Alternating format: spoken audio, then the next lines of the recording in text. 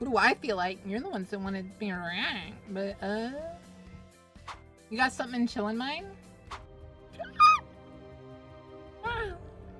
Ooh, a 40k video.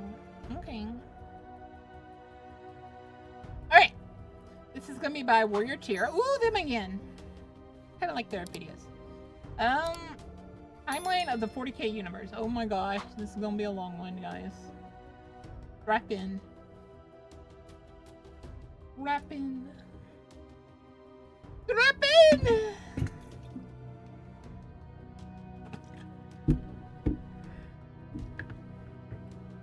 We're doing reacts, playa. Just before you start, the narrator is the guy the Emperor wanted to steal from just to fuck with them. Work, my museum, our gallery. No. Within these halls. Wait, there was a guy that the Emperor wanted to steal from just to screw with him? Or to steal all his shit just to fuck with him. No, Emperor what I meant was when it... Yes. His most comprehensive collection of artifacts in existence. I have spent my long years cataloging the entire culture of all the beings I could, from the dawn of time to the present day. Within these halls are libraries containing the last known words of countless races who have been cast to the harsh, uncaring. It's a robot. Time. Truth be told, Robot skeleton there are man. more galleries in my museum. Why does he sound so like British? Is British the right word I want? I don't know. He sounds so sophisticated. A mortal could wish. Are you a sophisticated person, Chad? Each hall is dedicated to a great empire and their achievements, but also their faults and inevitable demise. The history of the universe is filled with such empires, their names forever carved on the steel of time. There are others who accomplished little with their gift of life, their existences being short, painful, blighted tales. The tales of history are only reserved. My man's got the Chad jaw. For those who earn the right to write them. I will show the halls of my library to guide you on the story of all of time.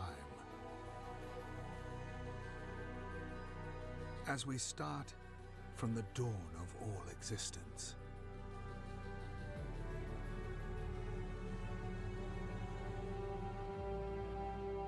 The history of the universe. 42. That's the answer.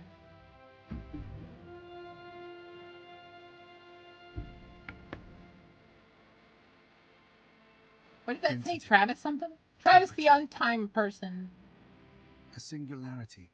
A big boy? Initiating the expansion. Primordial gas and cosmic dust sent into eternity to become everything we know or ever will. Well, we built the pyramids, and that's all I said to you. I'm gonna put the thing up.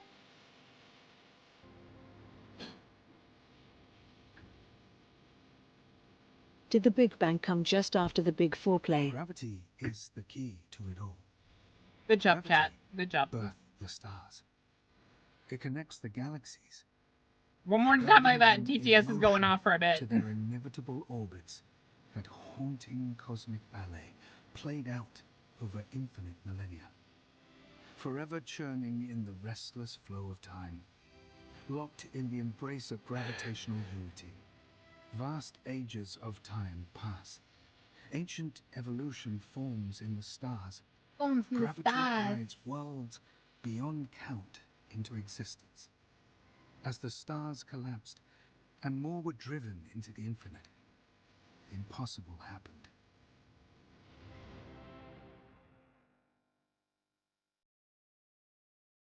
The first true life in the universe emerged, victorious, in an arms race of evolutionary barbarism. Evolutionary barbarism. I Barbarian. should introduce Barbarian. the Immaterium, the Sea of Souls, the Ether. It's a poor It has David many Attenborough names, impression. However, it is generally referred to as the Warp, an alternate dimension that has existed as long as the universe itself. Made up of pure psychic energy and raw emotions, the Warp is endless, unpredictable, and terribly dangerous to those who cannot harness its power. The first conscious life was the star vampires, self-aware entities that appeared in the void between nowhere and nothing. Beings of great power that consumed the energies of stars, feeding on the life force of the planets themselves. These parasites do not differ from any life in the universe. All life desires the same outcome: energy consumption and safety for their offspring. They would, with time, be known as the Catan. The Catan? The cursed reptilian Old Ones scraped their primal forms onto the shores of worlds, long dead before even we Necrons evolved to stand upright.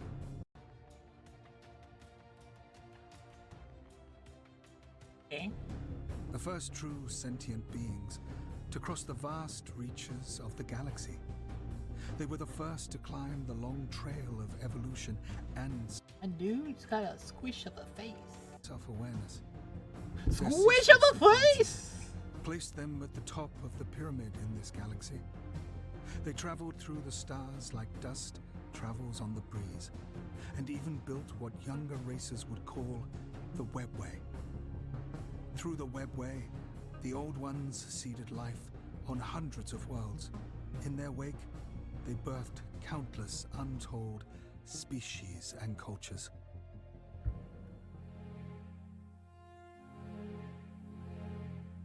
Life was cruel to our species. I need not tell you that. Evolving upon a cursed world, falling victim to the scorching heat of our nearest star, withering our bodies and lives. Our suffering evolved our culture and history. We built our empire despite the struggle and endless pain. We were worthy of the gifts the stars had shown to the others.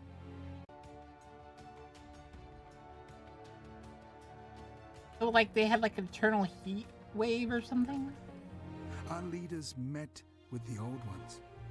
We begged for the cure to death, to show us the secrets of immortality. They refused us, refused our desire for life. And, in their ignorance, they doomed themselves. There was no choice for us. We waged war against the tyrants. Countless generations ground to powder beneath the heel of the greedy and the vicious. Even with... Oh, they had, like, super cancer. with our unified empire, even with the might of countless worlds and millions of genius warsmiths, the strength of our dynasties was not enough to defeat the Old Ones. The war was lost. The greatest defeat being that we were still cursed to weak, frail lives. The Old Ones banished us to the edges of the galaxy. They forced us into exile on our home world. It was then that the Catan came with their offer. The ancient beings of the cosmos had appeared. They came as gods, promising the gifts we desperately sought. We were all fools to believe them. After the agreements were signed, our people were put in chains and marched into the furnaces. As our flesh and blood was ripped from our bodies, we became the machine. We were betrayed. The Catan, those traitorous sun-eating dogs, feasted on the souls of a whole race, an entire culture. How tragic, then, that the ambassador for the Catan was named the Deceiver, but our translators misunderstood and believed its name was the Messenger. The God War, the breaking of the void, the war in heaven. The war in heaven? 5 million years of hate and flame, The Old Ones were driven back by the combined force of the Catan and us, their steel slaves. Wherever we Necron tread, life fades like a distant spark in a cold night. The Old Ones, those fools, they grew desperate, creating the Eldar to help them in their losing war. A race of decadent, hedonistic artists to fight steel gods. Fools. They created the fierce Krok, a species that thrives on war and the desire for war. Little did they know of the plague they were creating. And on a small, habitable world, it was said that they also seeded baseline primate life. As the last defense strongholds are on the verge of collapse, after we have flayed the minds and spirits of countless Old Ones, they formed their last, doomed battle line. As the Old Ones were pushed into oblivion, Zarek, the Silent King, led our armies against our slave masters. Wait. I'm kind of confused in this one. So even though they apparently signed their souls away or something, this guy and a lot of his people apparently were not signed away? We turned on the Catan. The Catan were weakened by the war against the Old Ones and the threats of the Eldari and Krok armies. The Catan were shattered, defeated and placed in our stasis chambers, made to watch from containment as the race they sought to enslave freed themselves. The mighty Catan were not much more than prisoners, forced to watch us live on despite their evil desire. Okay. Weakened from the wars, we faced the new threats of the multiple upstart races. The Eldari, the Krok, and so many more. The Silent King decided our fate. We were to wait in silence as our armies rebuilt. We need not fear time like our puny carbon-based enemies. It is during this time the Eldari developed their technology at an exponential rate, becoming the dominant force in the universe. It seemed they had advanced their species to immortality, but how long could they sustain their own desires? I admit... Wait, so are these robots too? I am partial to the Eldari. Their great works are unrivaled. Their ability to will a world into being is haunting. Face elves. Cool. Kill! We must Kill! speak about the so-called human element, as their empires take up many halls of my museum. Though sometimes unhinged and unpredictable, they are interesting and present true promise for us. We will cover much of their history, difficult as it is with the conflicting dates set by the Imperium itself.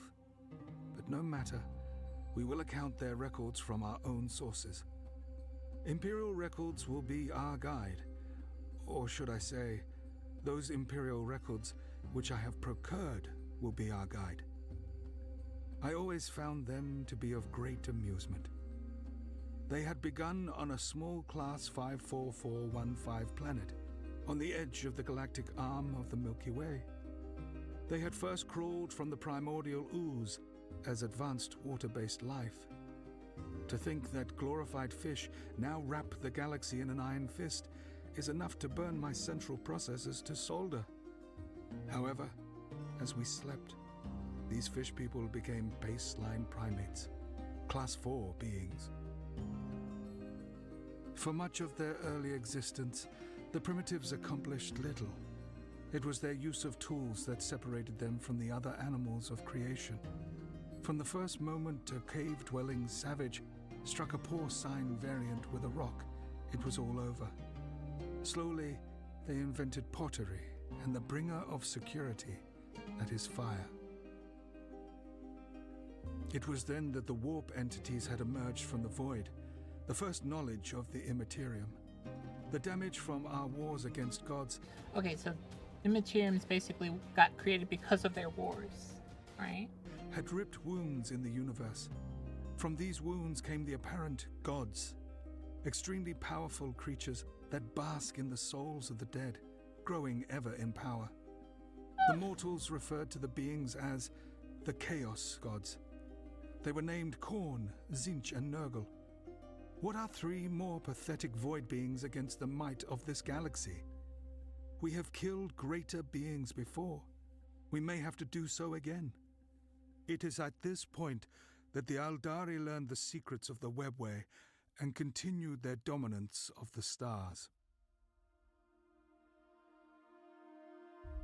But yet somehow the humans are like the dominant force or something? The imperial myth concerning the birth of their god emperor is as follows. Seeing the inevitable fate of humanity to be consumed by the chaos gods, a group of humanist shamans banded together to stop this future. They had devised a plan to save their species from the thirsting gods committing ritualized mass self-annihilation. As the shamans died and their souls entered the warp, the power of the souls overwhelmed the beings that inhabited that dead void. The soul of their soon-to-be emperor was birthed and made manifest in his physical form. I must add here, this is perhaps one of my favorite twists of fate in all of history. Deep within a black stone complex, which crashed on Mars before the rise of humanity, is the Noctis Labyrinth. It's the labyrinth. Within walls built 65 million years ago by Undead Dragon! Undead Dragon! Undead Dragon. Ancient Void Dragon. Imperial myth tells us that it is believed that the Emperor conquered this dragon on Terra. After this defeat, it was imprisoned beneath Mars for all time. Little do they know, those red-robed clicking iron princes, that their Void Dragon is a Catan let loose by corrupted slumber codes.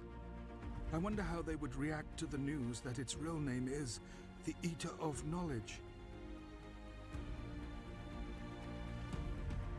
The humans began I feel like that's like foreshadowing. their empire on Terra. Their grasp of technology is slow. They spend much of their time throwing sharpened tree pieces at each other. Terra had a multitude of cultures, each one's god more important than the other. It was during this time that the Chaos Gods had fully awakened. With the abundance of new souls, the Chaos Gods had grown stronger. One human myth is that these events in their early years manifested the gods. Khorne was born in the charnel pits of millions of dead humans. Nurgle vomited into the universe in the wake of the vast catalogue of their illnesses. And Tzinch during the artistic awakening periods of each unique Terran culture. How arrogant to think that the universe would notice. Yeah, it looks amazing. All the art looks amazing. I'll definitely do that. Humans had conquered their homeworld. They had experimented with the possibilities of travel through the immaterium, still unsure of how to They were already testing like warp travel and stuff. Okay. harness its power for space travel. They had developed primitive spacefaring capabilities and set off to terraform. It's their combining solar system. Warhammer and 40k art?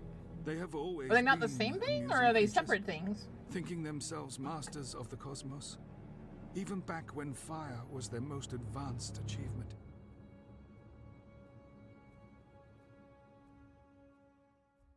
In essence, they are simple jellyfish, a travesty of nerves that stems from an inferior brain, piloting a suit of bone, wrapped in decaying meat. Why you gotta call humans jellyfishes? That's just It like is their a arrogance disturbing that I image. enjoy so much. They were never meant for the stars, yet they do all to conquer each parsec. They fight amongst themselves more than any enemy. Tranquility makes them squirm. And this is why dragons are based. We love tranquility. They lived for war. The humans built colonies throughout their nearest And why is it called worlds. Warhammer A slow 40k? process due to their primitive spacecraft. They continue to do what they do best: build and breed. Worlds are terraformed and colonized. Sublight travel was their archaic way of colonization, each colony drifting farther from the home world of terror.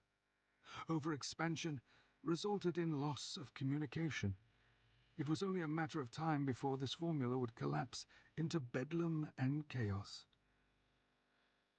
As the years drifted on, countless interstellar empires emerged, trading throughout the galaxies. Most of these supposed empires bore me.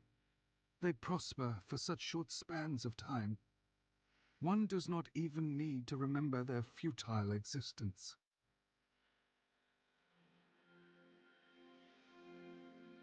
The humans furthered their grasp on nature, bending any resources they could find to their greed. Colonies stretched into the vast reaches of solar systems, overextending their empire. The myths of the Emperor continue to grow. It is said the Emperor arrived on Molech and found a portal into the Immaterium. A deal was made with the Chaos Gods for the gift of knowledge of warpcraft, allowing the Emperor to create the Primarchs. The Eldar Empire had grown into the most advanced civilization in the universe. They had achieved the apex of technology, creating their own desires from will alone. Lesser races proved no threat to their domination of the stars. The human gene saw an evolutionary jump. There were sudden appearances of psychers, as they call them, cursed individuals who can draw power from the Immaterium. Humans who developed the navigator gene allowed the first human navigators to make the passage through the warp. The great navigator bloodlines controlled warp travel. The humans continued to explore and colonize all that they found. Treaties were signed with dozens of Xeno races. It was truly a golden age for humanity. Technology often gets the better of the primitive species that craft it.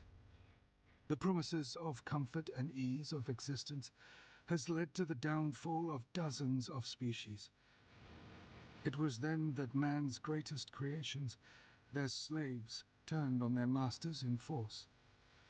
The cybernetic revolt, as it was once called, started with the men of iron.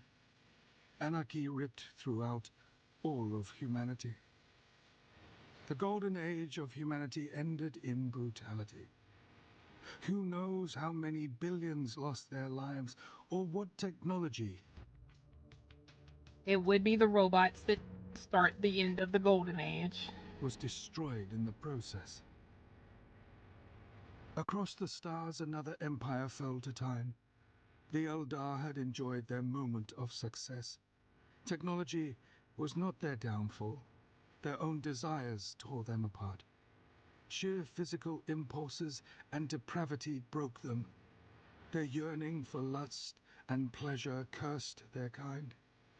The being that spawned from their depravity forever changed the course of the stars. It was then that the being known as Slaanesh came to be. The Eye of Terror that came to be from the creation of Slaanesh obliterated almost all of the Eldar. She who thirsts, as some have called Slaanesh, feasted on billions of Eldari souls. Some of the Eldari foresaw the dark future and left their homeworlds behind. The craft worlds were all that was left of them now. Vast, floating cities that are slowly fading away. As a fan of theatrical renditions of historical events, I find the performances from this era to be especially entertaining. They do plays about the fall of their humans have peaked in civilization. their scientific advances. The historical blueprints, or as they are more commonly known, the standard template Alright, constructs, reminder, you gotta became the redeem database i3! of all human technology. Humanity was plagued with warp storms that appeared throughout the far reaches of the galaxy. Warp travel was impossible, and the colonies began to erode. Warp travel is impossible. Wait. The historical blueprints, or as they are more commonly known, the standard template constructs, became the database of all human technology. Consume Humanity was plagued with warp storms that appeared throughout the far reaches of the galaxy. Warp travel was impossible, and the colonies began to erode. This is a difficult time for my collection. Almost all the important artifacts had been stolen by that damned Mechanicus. Ugh, if only I were awake during this time. The humans are easy candidates for the corruptive powers that inhabit the warp. Through the warp storms, psychic energy flowed into space. The weaker of humanity's psychers suffered from demonic possession. The human race tore itself apart. The Emperor of Mankind began his plans for domination. He began work on creating the gene seeds that would lead to the formation of his 20 sons, or as they are more commonly referred to, Primarchs. Imperial record fails to state exactly how this event occurred.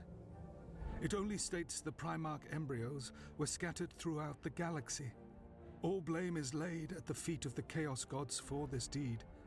But who can really say? The Emperor set out on his quest to find the missing Primarchs. My sleep was suddenly over. Myself and other High Lords awakened from our slumber. My initial excitement evaporated as the realization of how much time had passed.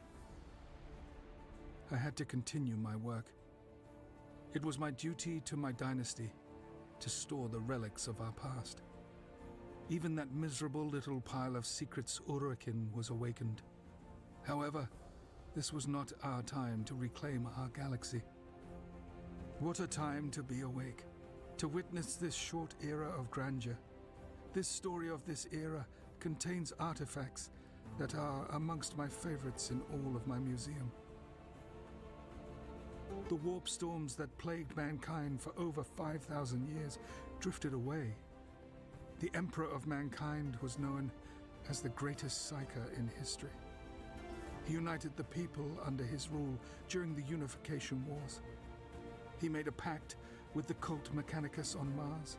He expanded the human empire while discovering his wayward sons. The blood that was spilled was that of legend. The humans had set to take hold of the galaxy, swallowing everything in their path. Unity was always their strength, yet they denied it at every chance they could. The Emperor was the key to their Angel Man! Oh my god. Super fire guy? Super dark looking guy? survival. He colored his legions and sent his sons to fight his wars. I see two dragon guys. I witnessed such glorious battles during this period. So much occurred during these times. So much to record, to document, to preserve. The artifacts from this era are amongst some of my favorites. The Primarchs had been found and sent on their various quests for the Emperor. The Great Crusade had come to an end. Humanity had become the dominant life in the universe. Imperial history, recording events during these times, had been subverted. So much has been altered to appease the masses, to appease the Inquisition and the religious maniacs. What is known as fact is the Emperor's favorite son, Horus, had betrayed the Emperor. He and half of his brothers rebelled against the Imperium, and I was there to see it play out. The Battle of Istvan III was where the treachery transpired. So far I know of two people that are traitors. Are these the traitor colors too?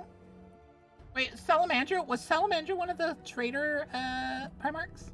With blade and firearm. To see the armored warriors battle, brother against He's the dark brother. guy. Dark Knight. It was as beautiful as it was tragic. Is that a giant lady with a... I'm unsure what that's supposed to be.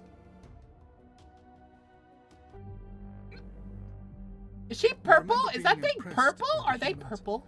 My theory of their hatred of peace was proven once again.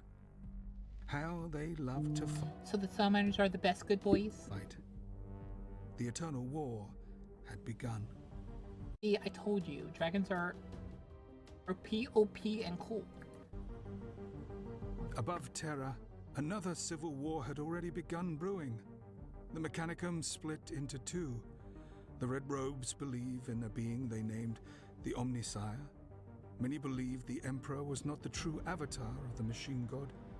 Many believe that the Emperor is, in fact, the Omnisire made flesh.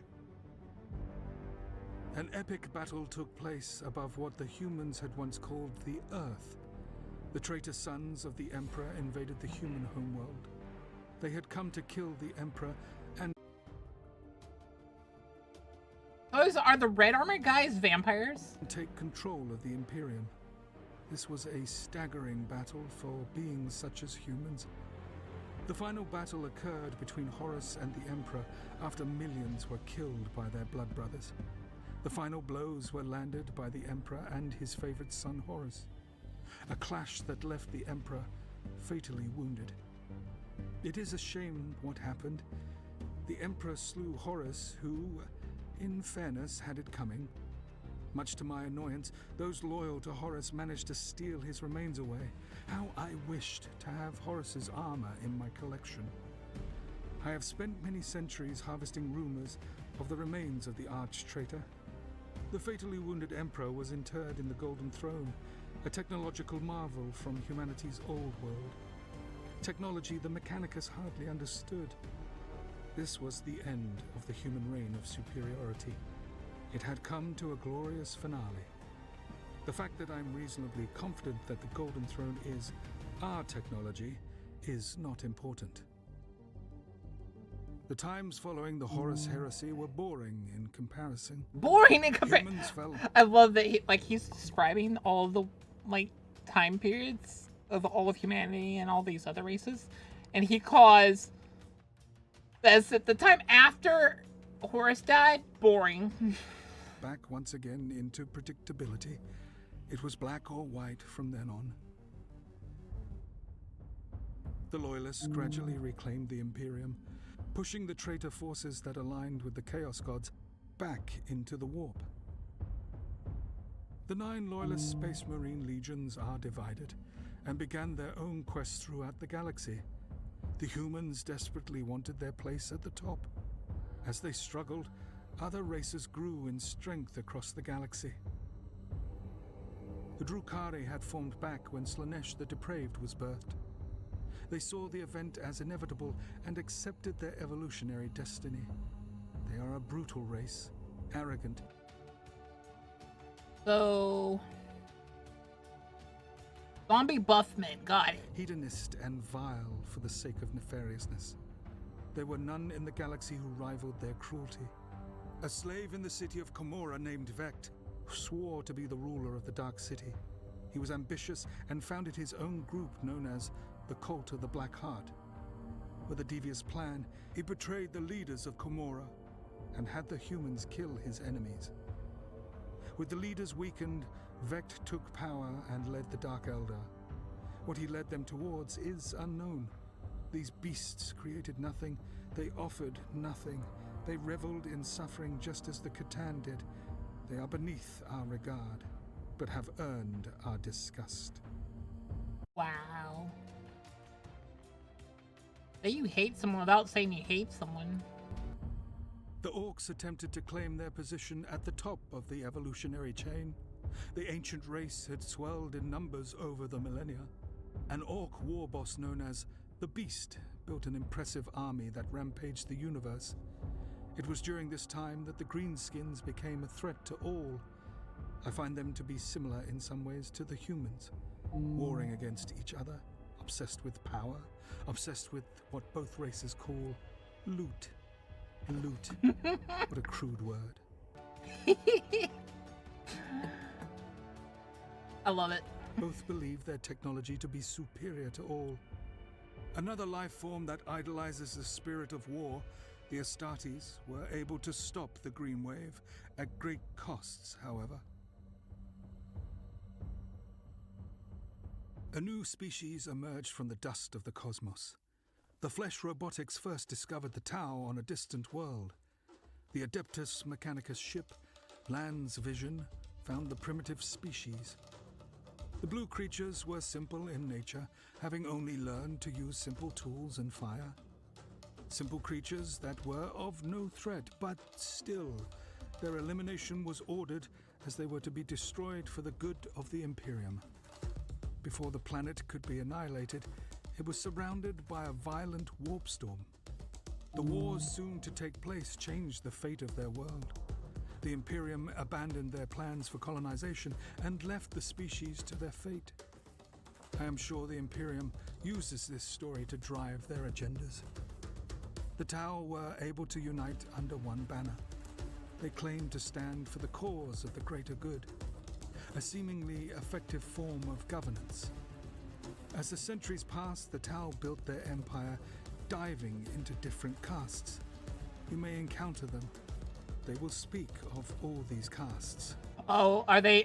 Is the Tau basically what's that race I'm thinking of?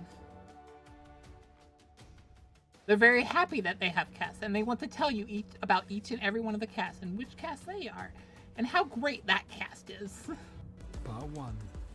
The Ethereals. These ruling beings are conveniently forgotten about in the Tau propaganda. These faceless elites are the true ruling class of the Tau. The Fire caste are the fist used to quell rebellion. The Earth caste show off their medical capabilities to lowly serfs. The Air caste blockade worlds and offer free transports. And of course, the Water caste, those silver-tongued diplomats. They promise so much to anyone with the oral receptors to hear. These upstart fledgling fools must learn to tread carefully. They do not have the ability to confront the Imperium that they berate. Only Father Time will tell whether these masters of masquerade will live or die. Okay. Another rise in power for the awful orcs. Centuries of crusading had weakened the Imperium. Humanity teetered on the verge of collapse. The orc invasions were relentless. Even worse, the more the orcs suffered, the more they grew. Countless star systems fell to the green wave. It is their chaotic nature that holds them back from remaining atop their evolutionary chain.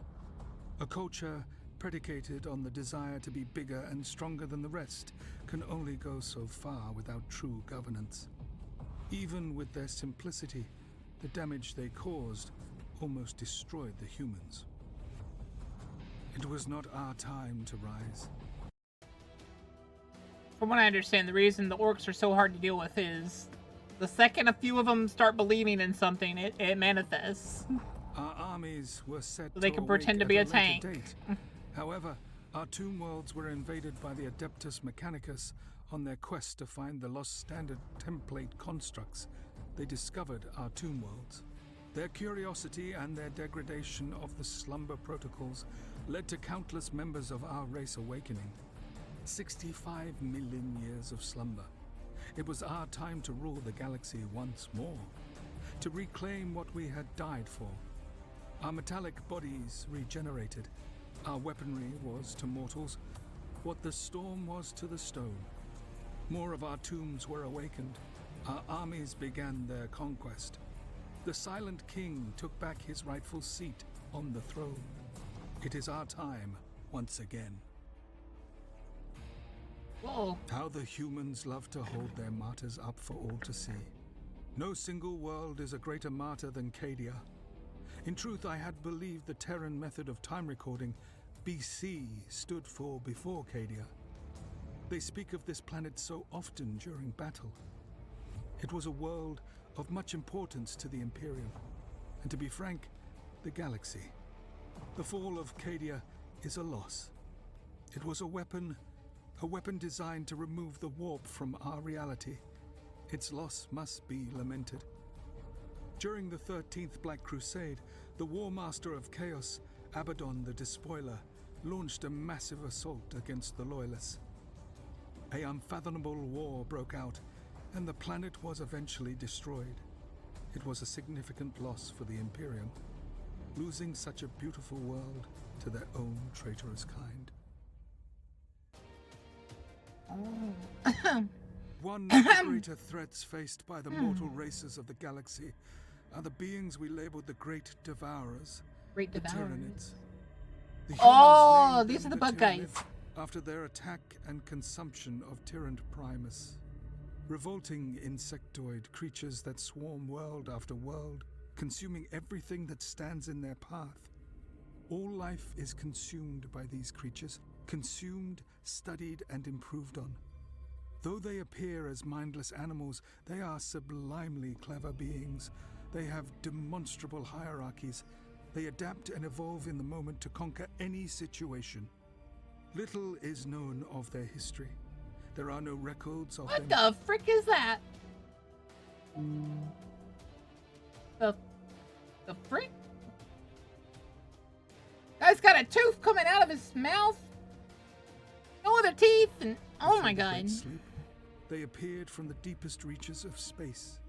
The humans first discovered the creatures in the eastern fringes. Rumor has been said that they were first seen by the Inquisition as far back as the 35th millennium. Speculation and rumors, of course, but I still enjoy this discord.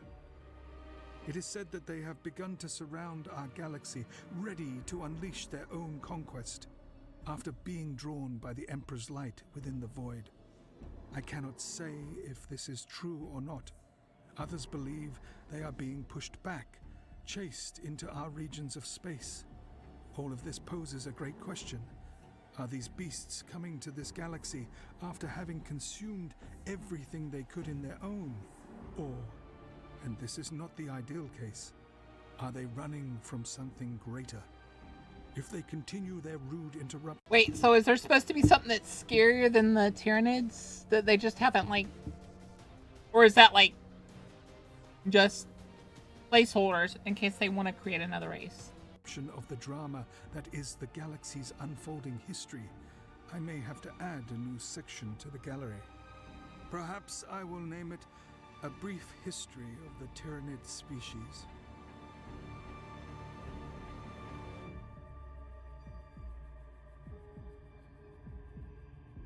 Ooh, the demon The guys. universe is at unrest. The rapidly growing threats to the galaxies have increased as the weak find power. Ooh, All those of are us are the grasping elf guys. for our rightful place on the throne of the universe. All empires rise and fall. It is the destiny of all life to fade away. Life is a struggle for all who have fought to survive. Even the smallest of life forms face this turmoil. The weak become dust in the infinite darkness, never to be remembered. To rank which species stand at the top would be irrelevant in the current turmoil. They all cling to their spot, each battle and war gaining favor, or falling to the side to rise again. Was that a robot with a face? The great empires of Like the a past live have person all face earned on their it? place in my halls. Oh look guys, it's the vampire necromancer guys. Which have a place in the history of the galaxy. The future of the universe will continue.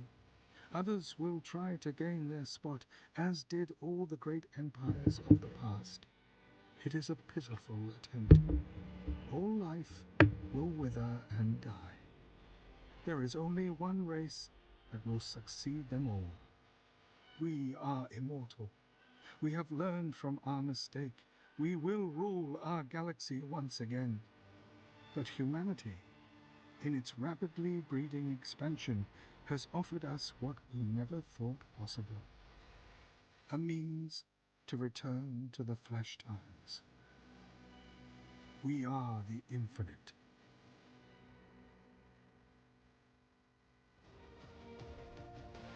I don't understand that little quirk. They want to return to the flesh times, but didn't you suffer a lot because of the flesh times? I mean, true. But it made them immortal. Which is what they wanted.